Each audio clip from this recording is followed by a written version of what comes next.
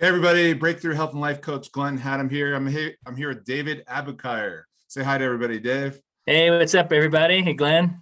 Yeah, we're in Boulder, Colorado, and today's conversation, I've got someone really extraordinary that I really respect about what he's built as far as a business practice and the services, the unique services he offers to. I live in the considered one of the healthiest, fittest places on the planet. Yeah. And this guy helps people stay healthy and the fittest they possibly can be, because in this environment, these gorgeous mountains here in the backdrop, they're a gateway to adventure. And also, when one wants to go out and venture in the world, one needs to stay a little more bulletproof or be able to listen to their body on how things constantly are getting out of balance and being brought back into proper balance when we engage with any type of activity. It's playing with your dog can even get you a little out of balance. And so, but here in Boulder, people take things to the next level. And so David's someone that I really respect, that works with people at a very, very high level of performance requirements, the athleticism that's required on a consistent basis. Is very important. But then regular folks, there's a lot of regular folks here that just want to, get out on the weekend, have a good experience, trust their bodies, and be able to communicate what's going on or the changes that are happening with age with a professional who has an incredible team to back him up on specific modalities. And maybe I haven't said that best, but Dave, maybe tell people a little bit about like what you're up to in the world today. Yeah, sure. Well, and just to kind of pick up where you left off, I live up in Netherlands and work down in Boulder. I'm staring at the Continental Divide as we're talking on this podcast right now, and looking forward to my hike as soon as we get off this podcast. So, getting out there in the world and staying active, that's really important to me. I've just seen a lot of people's bodies in my family and friends over the years, just the ailments that happen, and people who start to go into retirement and can't do what they wanted to do. So for me, this is it's a passion project about really helping people stay active throughout their lives. Anything from, I've got youth athletes I work with all the way through 80-year-olds with broken hips. For me, athleticism or activity is, it's really depends on the individual. An activity might just be a walk with your dog. And I work with high-level pro athletes as well. So I've created a company called Boulder Therapeutics. I've been in business over 23 years in Boulder, and we've got multiple locations, Superior and Boulder. And I have assembled a team of people that work with me, therapists, massage therapists, acupuncturists. We do some dry needling. And I tend to see either the really high-level injuries in my office. I'm trained as a massage therapist, but I do the high-level soft tissue work, and I see things that go wrong. So I either see a professional athlete or I see someone who's been around and tried a lot and things aren't working. And Glenn, they've lost hope. I see a lot of these people, they've just lost hope. And my job is to try to get those people better. And, knock wood, I've had a great success story with that. And it brings me a lot of happiness that I can help people feel good in their bodies. Yeah, and you're in kind of a difficult situation that most people might not feel comfortable, because you have someone coming in and they're by the time they're knocking on your door, they've let things, progress along. They've given up hope. And all of a sudden, you bring in this science and understanding of systems, the way the body intelligently operates, and you can recognize, you ask the intelligent questions, the deeper, curious questions to discover why they're doing what they're doing and where things are stemming from. Right. Versus maybe a lot, in the world these days, everyone's like, oh, I know how to treat that. Right. And that can give someone some temporary relief and then be stuck in a long program. But what it sounds like you've throughout the years, you've witnessed some common themes that you've been able to develop a science and a way to really serve your clients at a high level. And maybe share a little bit about that philosophy and your technology. So. Sure. I mean, a lot of it really comes down to basic skills. It's good listening, asking good questions, and really listening. I hear it in my clients' voices. And again, this is maybe my injured clients instead of the high-level athletes. Somebody comes in and you can hear it in their voice. I've tried this, I've tried that. It's almost like they're coming in already saying this won't work, our sessions won't work. And my job is to ask the right questions and to remind them they're here for a reason. They're here to see me, let's hit a reset button. Let me look at your body differently. Let me explain what I see. And let's come up with a plan together to unwind the process, right? There might be something that's happened over time, and now you've got a secondary or a tertiary symptom, and we're trying to unwind the process to find out what's the cause and how can we get to that cause and how can we get you out of pain quickly so you can begin activity. And Glenn, one of the biggest challenges I have is when people start feeling better, because, again, I've been very blessed with this. About 90 to 95% of my clients that come in losing hope have gotten better. And better doesn't mean they're perfect. They take a magic pill. It means that there's a process that's begun, that their body is starting to improve. And oftentimes they haven't found improvement before. And so it's about. Could you share maybe a recent success story that you're proud of, that gives people an idea of what possible so, like, with the body, the mind, and with a guide, an expert that's coming in saying, here's what I'm seeing, here's what we need to make our adjustments from what your current path has been. I have a client in her 60s, a big, very avid hiker, was starting to have a lot of pain in her legs and losing sleep every night, waking up in pain and still trying to push through that. Had seen multiple therapists, and not to knock anyone else's therapy, it's just sometimes the path that you choose or the practitioner you choose isn't the right path.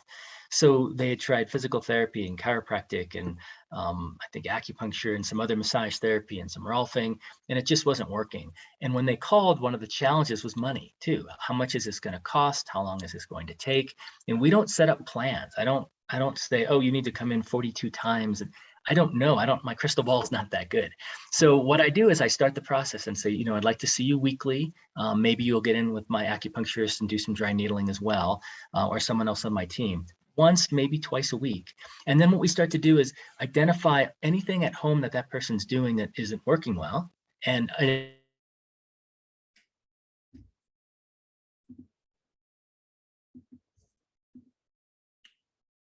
know if you just froze up there a moment. Oh, sorry. Am I back? Yeah, we're back. Maybe just rewind about 10 seconds there. I'm not sure, but I think it might be on your end. I'm looking good on my end here, but yeah, it says my internet's a little unstable here. So you're in Netherlands, so that's the hit or miss. Broadband's not the best. So anyway, this particular client, we were identifying some of the challenges, some of the things they were doing incorrectly at home that were exacerbating their pain pattern. And I always rate things on a 1 to 10. I'll say, how's your leg pain today? Are you losing sleep? Are things getting better? Is the intensity or duration changing? And this particular individual, we just talked the other day. And they said, things are a lot better. They've been in for maybe 6 months. Things are a lot better. I don't know. It's like a 1 or a 2 out of 10. I still feel it. And I said, well, you remember when you came in, you could barely walk and barely hike. Oh yeah, I know. But now, like, it's amazing how they forget and where they originally were, because now they're dealing, just like when you improve at something, now your standard has changed for what that number represents to you. Exactly. And so they level up to the next place, right? And so that's one of many examples like that, of people who come in with pain, who have lost hope, and then they switch to the other end of, well, I did go on a hiking trip for 6 days and I got a little uncomfortable. I said, well, yeah, I went on a hiking trip and I got a little uncomfortable too. It's part of how our bodies react if we're on these long duration activities. So, stretching, mitigating, doing some home core work and so forth to rebalance my body was just as important for me as it was for this individual. And so for me, it's taking control of the situation, explaining to my client what's happening, why it's happening, and then what we can do about it without letting them spiral too much and get too down that rabbit hole of, I'm not going to get better. I've tried that before. Why is this going to work? Instead, say, this is what I think is going on. This is what I think we should do about it. Here's your job at home, your homework. I like to empower my clients to do things. I might send them to a trainer. I might send them to a chiropractor or an acupuncturist to help me. And this is why I'm sending you. This is why you're doing the exercises. And this is the outcome that should happen. And most of the time that works. We're looking at the body biomechanically, and we're looking at the systems of the body and how the body's responding. Is there a challenge, like when you have a new client comes in and they just want to get out of pain, or they, like you said, they've come in and they're full of doubt. Like I'm hopeful that this is going to work, but I also, like, their headspace is also anticipation that this is going to, get my hopes up, and then it's just going to end up not panning out like everything else I've tried. Well, yeah, it's a fine balance, Glenn, because if I come in like everything's rosy, everything's perfect, people, they just think like I'm the person who's the eternal optimist, and I'm not being a realist. Instead, I try to flip that right away and say, I've been over 23 years of experience. You're seeing me for a reason. I'm hard to get into. My schedule's sometimes a little blocked up, and people will often wait to get in. And so they're here for a reason. So let me do my work. Allow yourself the opportunity to experience my work fully, and I will explain it. I think that's what gives people a lot of trust, is I don't just throw magic pills and say, oh, how did that work? Did that work? See, you're feeling better. I explain it. Remember, we talked about, we need to release, let's say it's someone with hyperlordotic lower back, a sway back. Remember, we're working on the lower back. So are you doing your core work? It's really important for you to continue with the core work. And the soft tissue work I'm doing, I feel changes. Don't you feel different? Doesn't this feel better than last time? So I'm explaining to them as I'm working the progress. And so they can see it. And then we value and engage more and do their stretch their hips more and start doing you're empowering them. Exactly. Versus like, hey, I'm the expert guru over here. Yeah.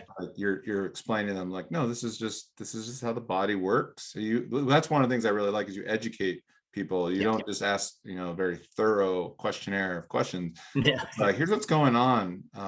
Here's what understanding what you're doing in your life.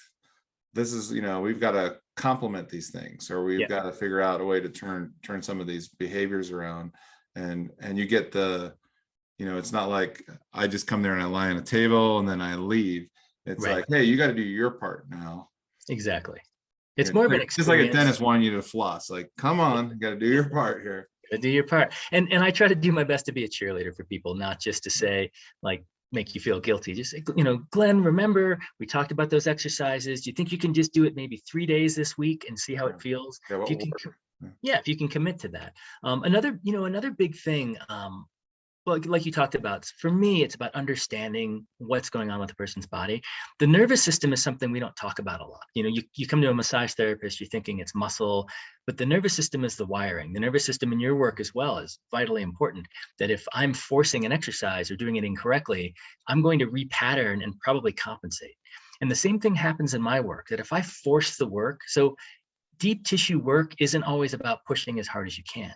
It's about listening to the body and having the body allow the release. Would you say everything is like everything in life is an invitation? It's an invitation to surrender to the process, right? Not knowing all the whole entire staircase of how it's all going to go down. Yeah. But surrendering that, okay, I just was climbing Devil's Tower this last week, and part of it was getting out of the head and dropping into the body and listening. It's like, oh, I don't only know what the next one move is, and by getting the next move I could see the next one. Right. And so it's like trusting the body to like lead the way. Right. Is for a lot of people, especially in our very heady culture, it's kind of like you get people to this really awesome environment where they get to just drop in, be here now, and listen to their body. Like you're both listening. Like you're both listening. Like check this out. It's not forcing change, right? It's facilitating it, right? I'm there to facilitate a process, to watch the body, to teach the body, and to get the person on board with the process, right? That if they don't believe it's going to work, it's not going to work, right? So and you're actually setting things so that the body can actually do everything, because the body is like, actually, Dave is wonderful, but Dave's setting things so the body can do its things correctly. It's like, oh, that thing's off the track here. Let's get that aligned, and it's going to start. Oh yeah, that feels right. Right. A lot of I think a lot of my skill set comes in the nuance of my work. It's the subtlety of what I do more than, someone says, oh, do you practice myofascial release or neuromuscular therapy or trigger point? Like, sure. And I'm probably doing 2 out of those 3 at any moment in time. Like I'm blending, I'm watching, I'm listening. And as I'm working, I might change up a technique midway through because your body told me to, or I'm listening and thinking maybe that's the next path to take.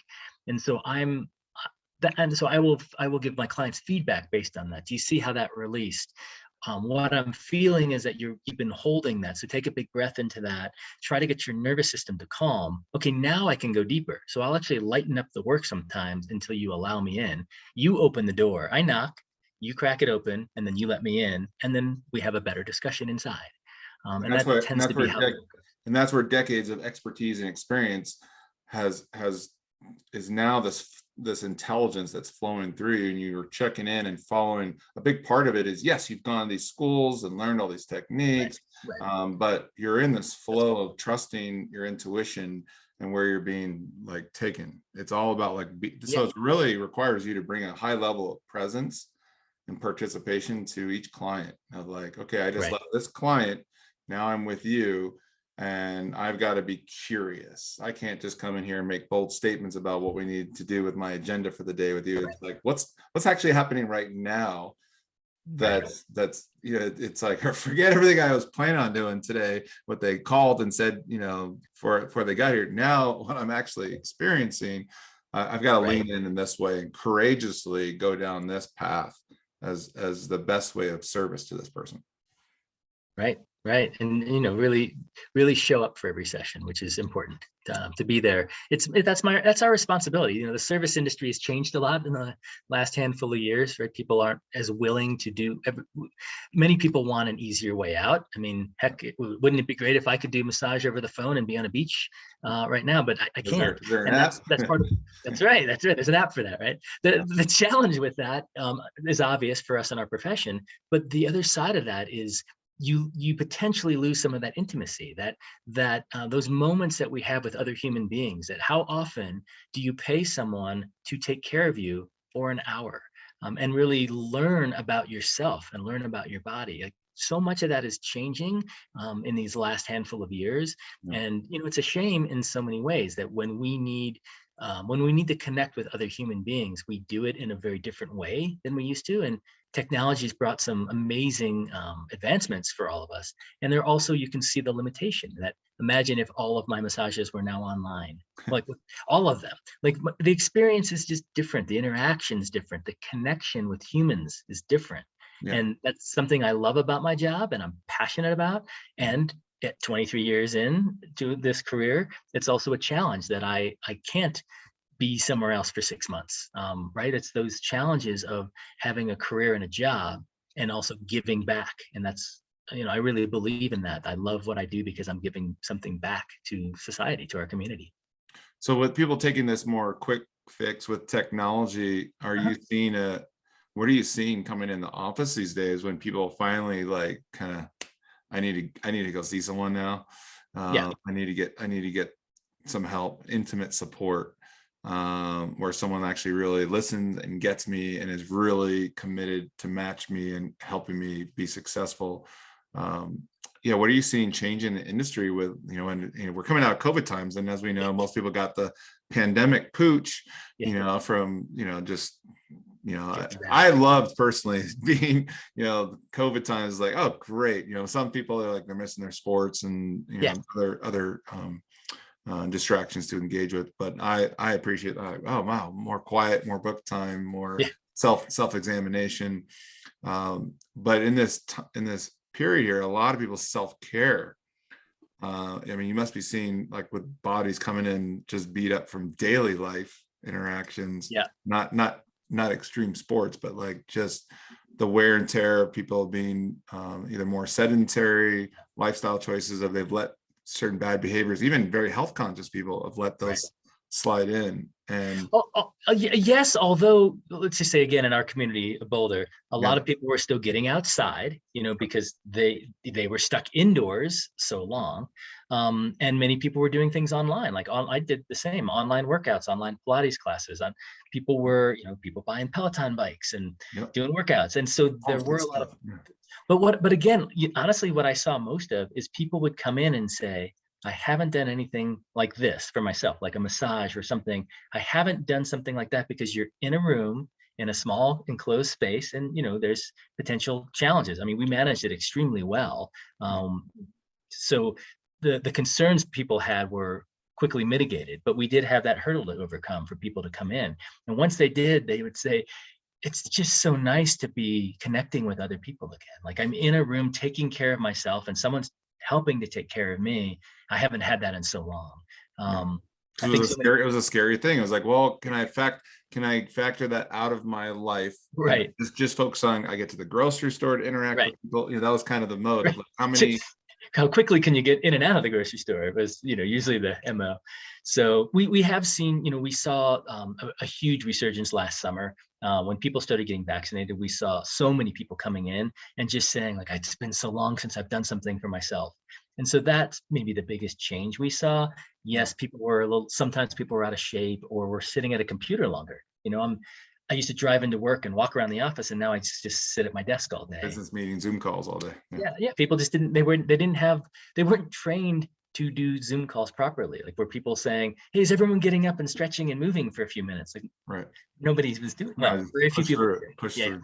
Well, let me ask you this. Tell us a little bit about who you were kind of growing up. Then how did you kind of, because it's a mystery.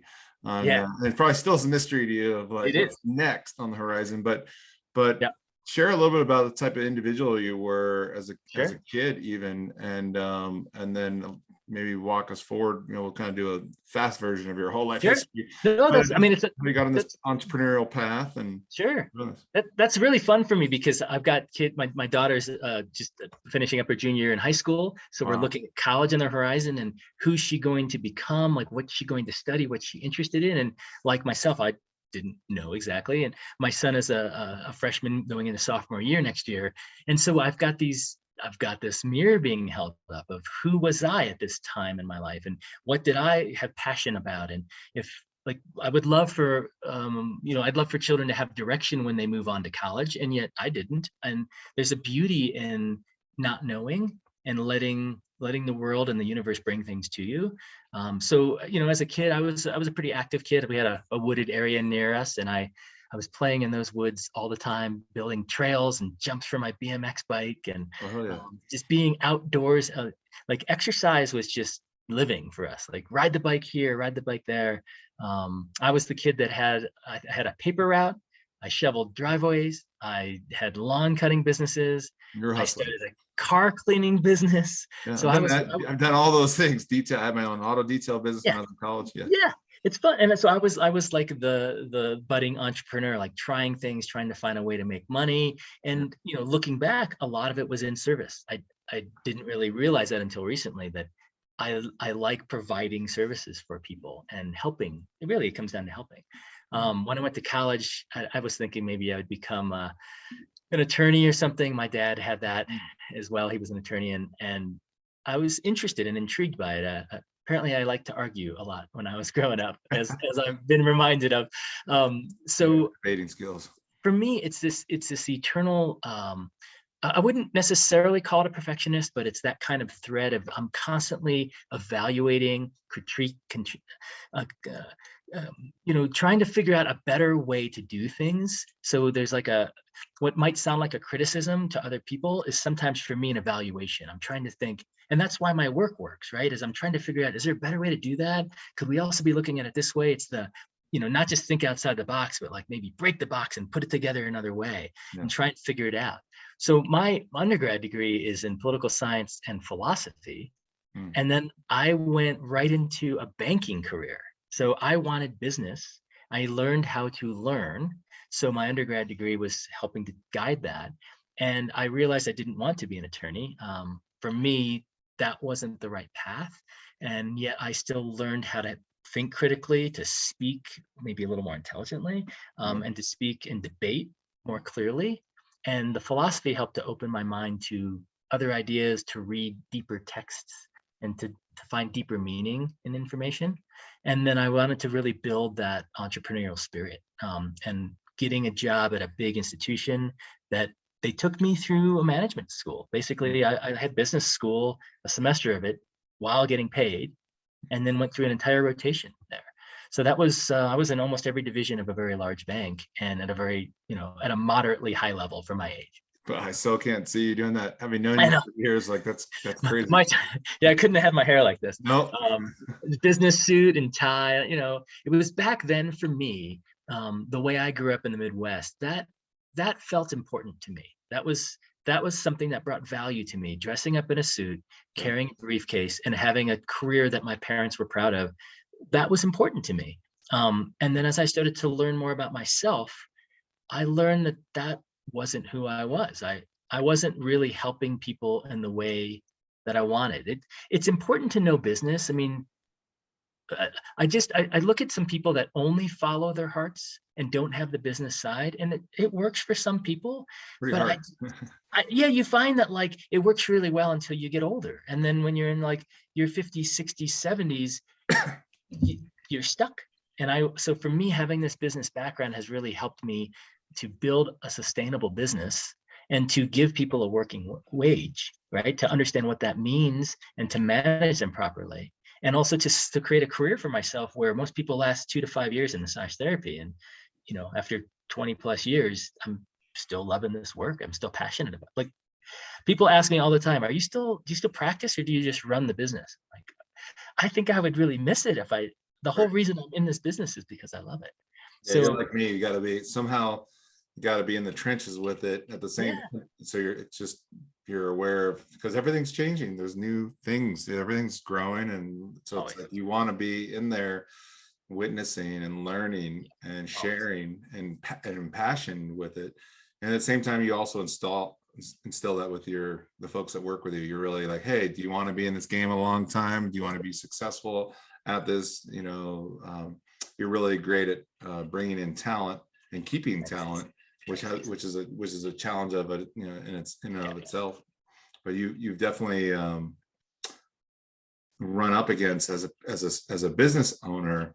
There's like, I want to be able to provide this incredible service to my clients. I want to help them at the highest, like the deepest level. Right. I want to help them. And how do I do that in a very intelligent business model? So you've had to probably go through, my assumption is, many iterations of the packaging and the deliverables and how you run an office with multiple rooms leading to different types of modalities, so to speak. And for some reason, it froze up a little bit. Am I freezing again? Sorry. Yeah, am I back? Good. Okay. Yeah. Sorry about that. That's okay. It's giving us pause to think and to contemplate our conversation. Yeah. It's a challenge, Glenn, to be honest. I think anyone in the service industry for decades, it's not just now, but it's especially now, people have changed their mindset of what they want to do. And especially the service industry has been hit hard.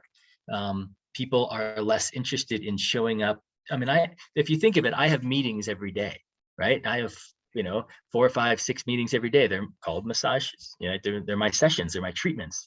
And when I'm doing this clinical work with people, I have to be there and show up on time for every session, every time.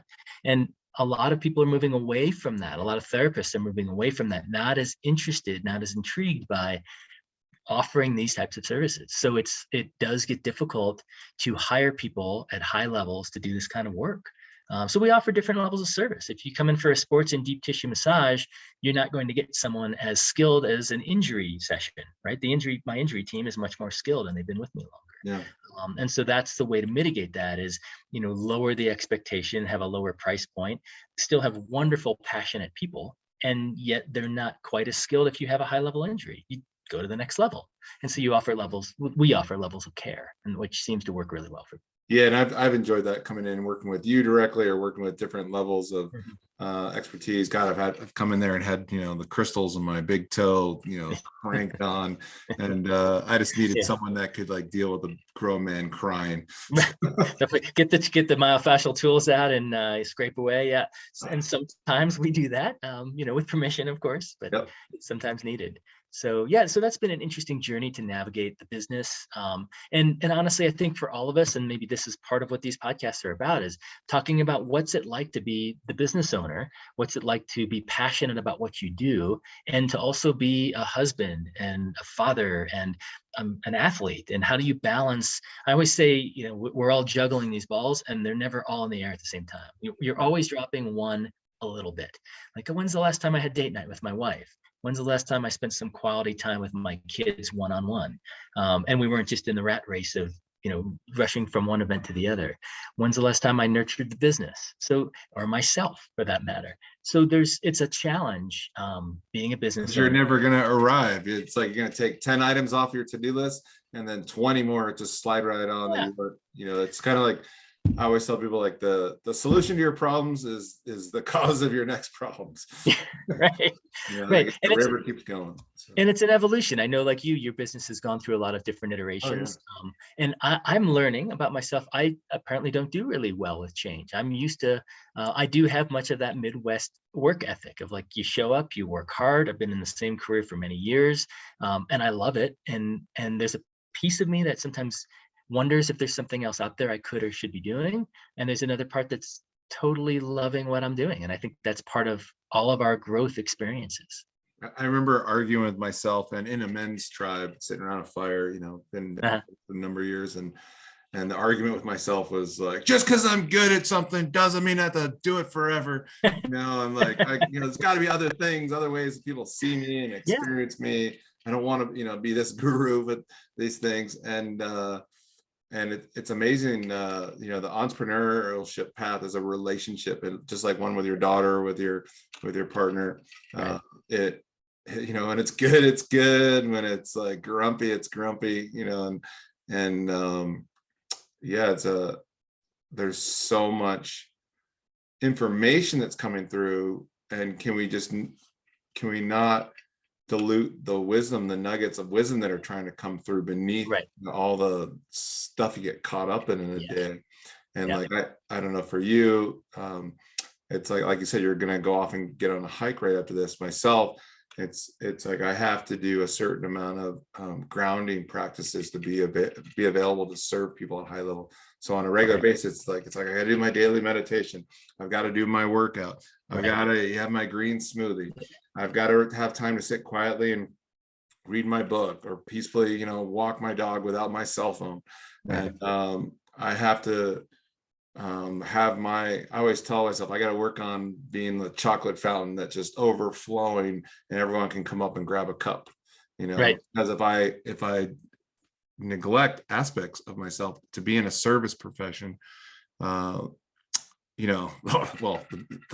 everything will take everything. Yeah. So it's like you overlean, you get imbalanced, and before you know it, you're like, wow, I've ended up just like my clients on the table. And we all did. It's interesting. I got some advice. My dad actually gave me this pearl of wisdom once. I was challenged by work and feeling like, at times I think it's safe to say sometimes we feel like these failures, like I'm working so hard and things aren't doing what I'm hoping they should do. And maybe that's a time to self-reflect and say I'm doing something incorrectly, or maybe it's a time to like really, plow forward and say, stick the course. This is the right course.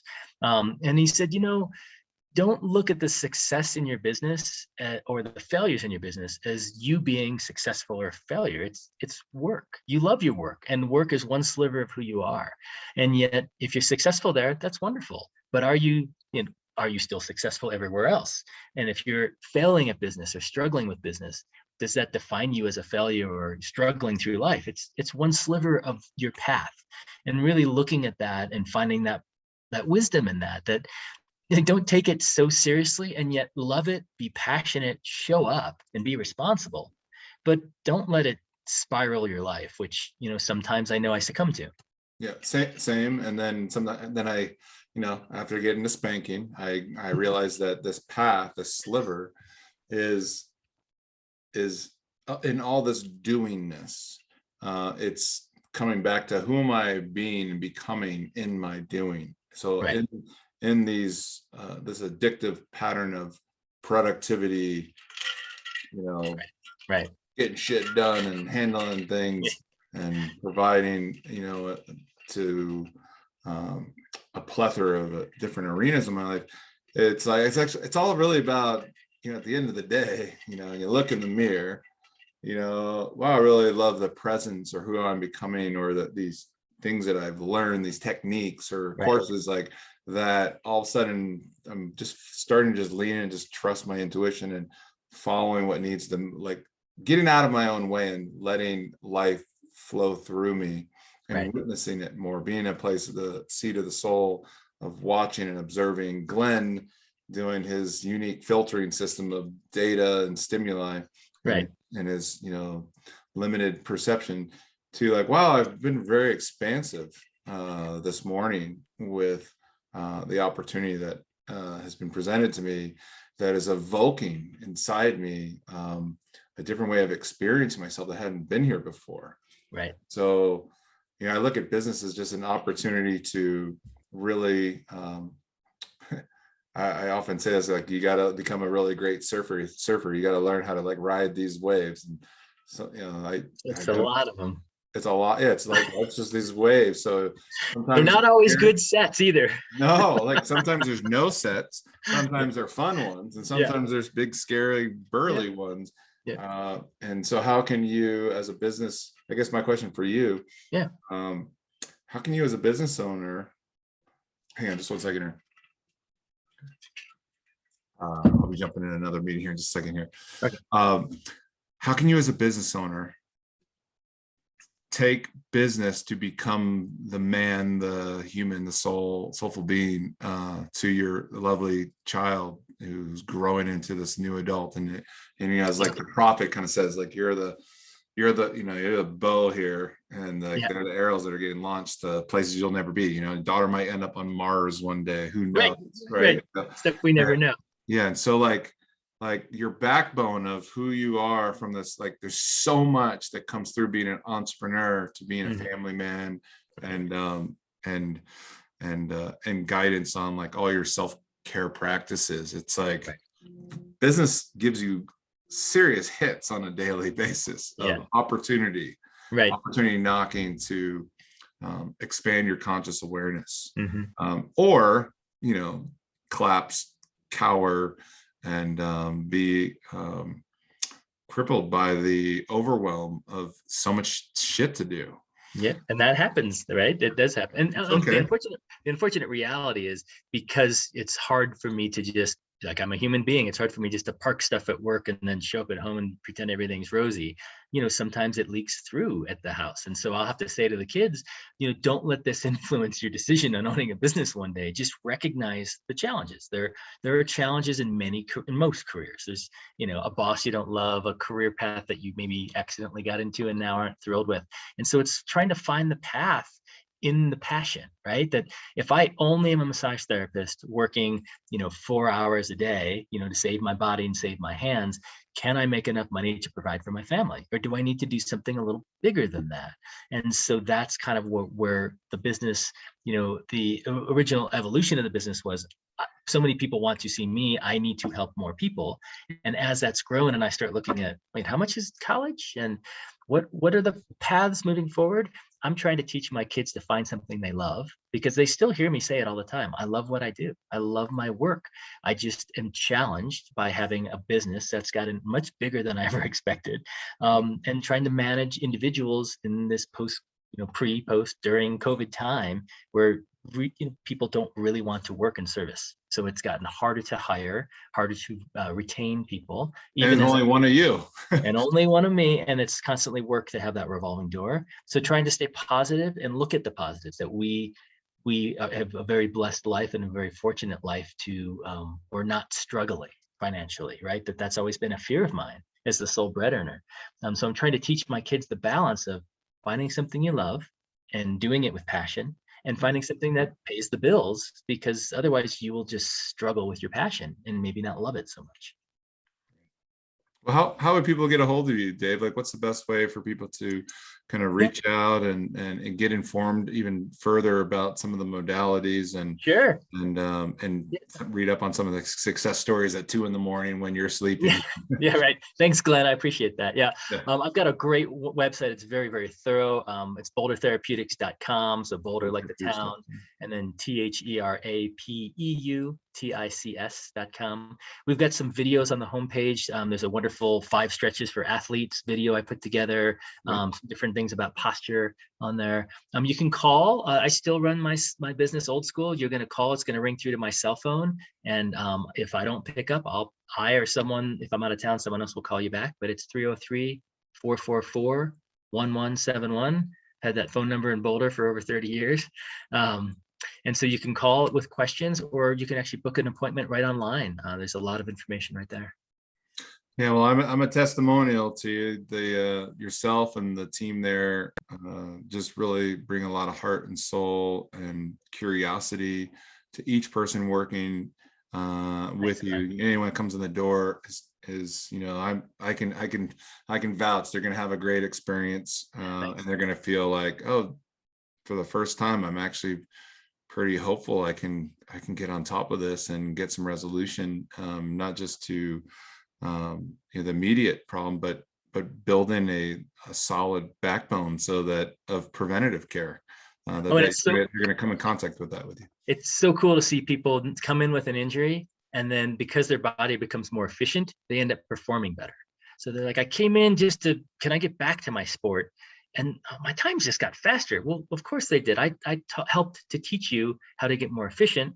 So of course you're running faster, you're cycling faster, you're moving more efficiently. So you train harder, you recover faster, and you perform better. And that for me is really what I love, is I get you out of pain, and that's where the work starts. Now we start to work on getting you better and performing at a higher level. And that's so fun to watch.